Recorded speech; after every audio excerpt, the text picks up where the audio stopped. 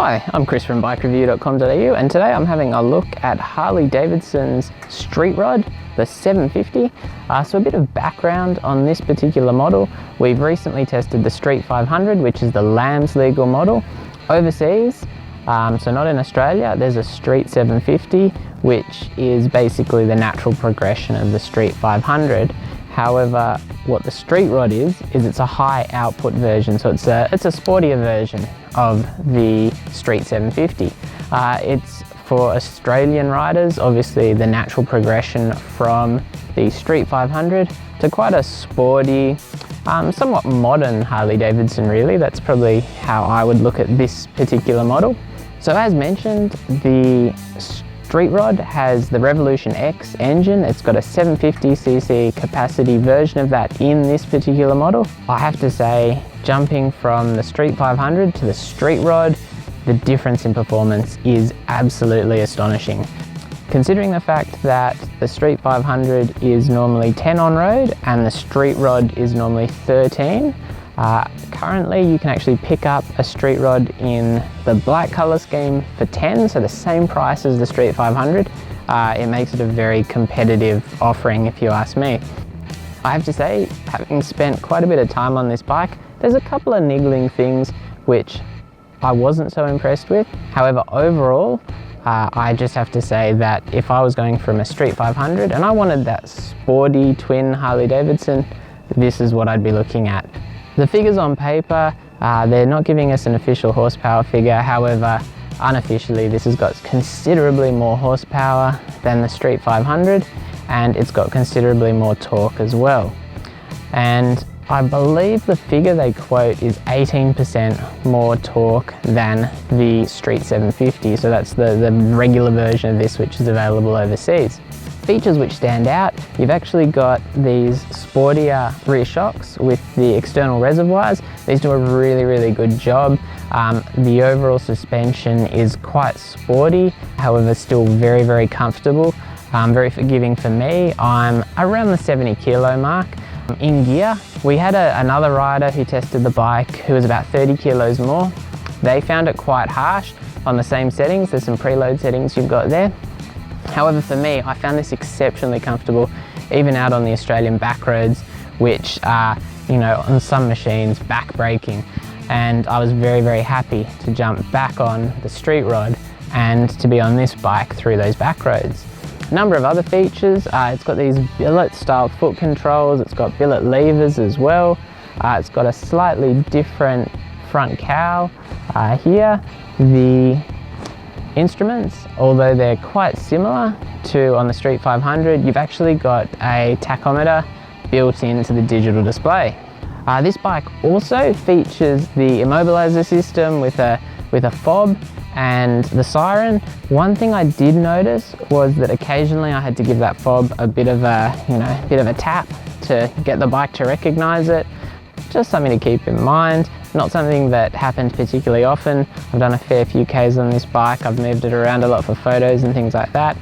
It's just something that cropped up every now and then, and you'll notice it because on the dash it may say no fob, at which point you just kind of give it a tap.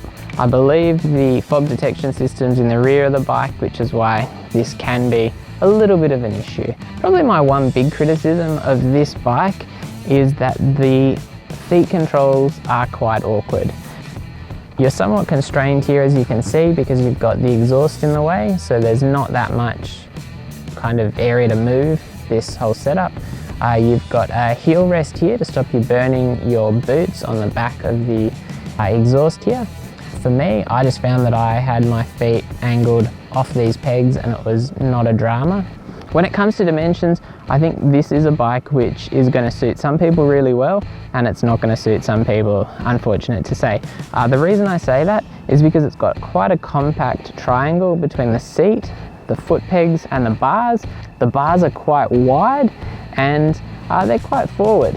However, with that said, I found it quite a natural reach. I'm just a little bit more stretched out than I'd expect on, some sportier machines, keeping in mind that I ride all types of bikes. The foot pegs, for me, you're quite compact, but still quite comfortable.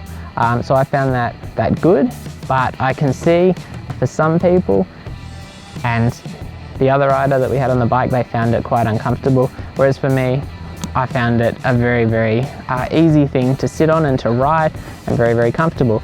I think this bike is designed to appeal to a younger audience, and I have to say, I'm going to go out on a limb here and say that probably people more like my dimensions and my size are going to find this quite a comfortable and easy to ride bike.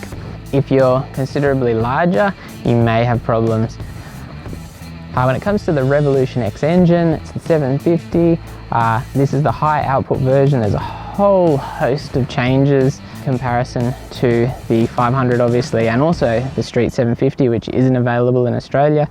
This is a much sportier engine. It's very nice and lively down low. It's got a lot more power and torque just throughout the rev range, and it's got a real nice top end, where on the Street 500 there essentially was no top end. You could just keep opening that throttle and you could do good overtaking speeds on the freeway. However, it was very restrained. On this, you have got a nice top end, and you've just got a much sportier all-round motorcycle. Again, you've got the 6-speed gearbox. I have to say it's a very slick gearbox. It's got very nice engagement. It's not clunky at all. It just stands out as being a really nice gearbox to use. The clutch action, nice and light. Nothing really to say there, which is always a good thing on the clutch. One area where the Street Rod is heavily updated in comparison to the Street 500 is in the brakes. You've got dual front disc brakes. Those dual front disc brakes are much more powerful.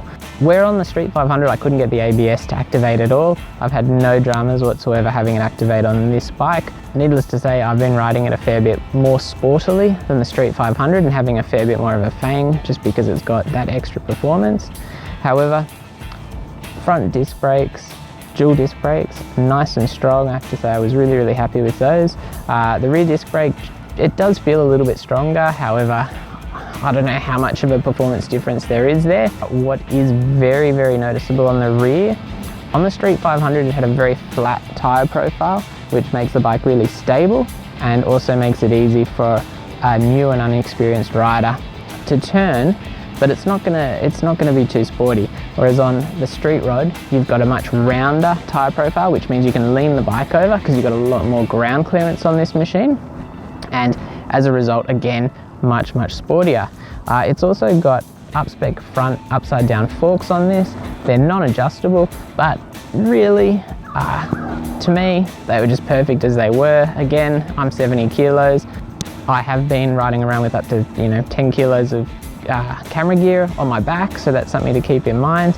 That may vary for people who really differ from my weight. One thing that really stands out with these street models, including the Street Rod, is I think they're aimed at a very wide audience. So in particular, I think female riders are really going to find this quite a fun and interesting bike to ride, because it's not as heavy as some of the other options, and I mean, it's still a nice sporty option. It's still got plenty of performance. I have to say, if I was looking for a cruiser at this point in time, I'd actually be looking at the Street Rod. It's just a very nice overall package. It's very competitively priced, which is a big thing to me. And I have to say, I really prefer that Revolution X engine, particularly in the high output version, because it's just a beautiful power plant. It's got great power delivery, still nice and smooth. There's not too many vibrations, which is something that on a lot of V-twins you'll find they can be quite intrusive. And overall, I like the look of the bike. I'd probably get one at the special price of $10,000 on the road, which is that discounted price in black at the moment, and I'd probably get it painted up, if I'm totally honest. So overall, looking at the Harley-Davidson Street Rod, I think at $13,000 on road, which is the normal pricing, it's a competitive, fun, sporty machine. It's a great cruiser. It's kind of more of a roadster. It's, it's somewhere between a cruiser and a naked bike, if you ask me. And while I do think that the foot controls are a little bit awkward, that's something that you get used to. And when you look at it at $10,000 on road, I think that's a killer deal, and I think this is just, an amazing motorcycle for that price.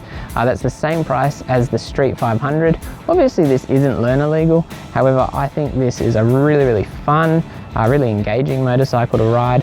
It's got that top end that the Street 500 doesn't have. It's got way more performance. Like, going between these two bikes, there's just no comparison at all. If you go from a Street 500 to a Street Rod, I think you're going to be very, very happy, because you're just getting so much more. I have to say, that pathway that Harley-Davidson have provided, particularly with them not bringing the Street 750 into Australia, just going straight to the Street Rod, I think that's a really, really smart choice, because I think this is going to appeal to a lot of people. One thing to keep in mind, this is a bit of a step away from the traditional Harley-Davidson. However, I think in a way it's a step which is inviting a whole new audience of people in, and to me that's a real positive. Again, of course, I don't have the huge brand loyalty that a lot of long-term Harley-Davidson owners would have. Whereas to me, what I'm looking at is I'm seeing it as being Harley-Davidson kind of opening the door to a whole range of different riders that they may not usually have gotten into their brand. And that's always going to be a good thing for the brand itself. So congratulations, Harley. You've done an exceptional job on this motorcycle. I'm really, really impressed. Like I said, $13,000 on the road. That's a really good price for a great motorcycle. But for $10,000, that is an absolute steal.